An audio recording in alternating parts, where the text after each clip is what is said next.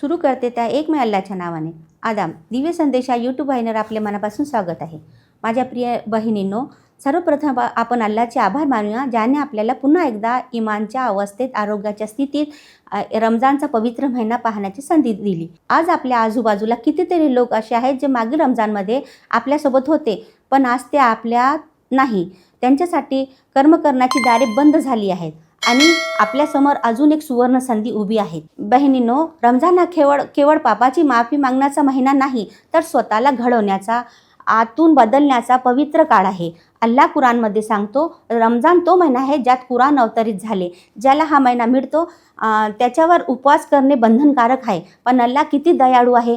आजार, प्रवास, गर्भावस्था, स्तनपान यांसारख्या परिस्थितीत त्याने सवलत दिली आहे. ही सवलत दुर्बलतेची नाही, तर अल्लाच्या करुणेची आणि दयाळूपणाची निशाणी आहे.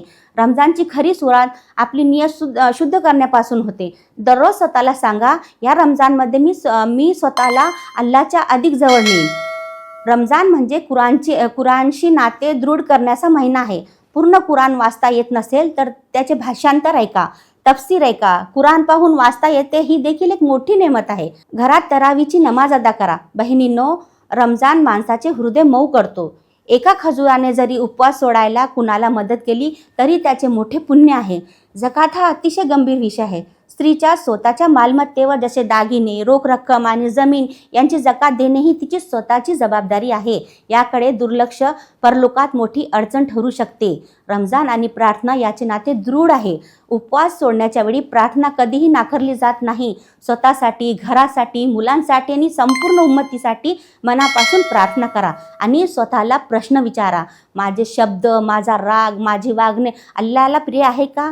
हेच आत्मपरीक्षण आहे. रमजान आपल्याला शिकवतो, हक्क मागण्यापेक्षा आपली कर्तव्ये प्रामाणिकपणे पार पाडा. आई, पत्नी, सून, बहीण प्रत्येक नात्यात हळुवारपणा आणि संयम ठेवा.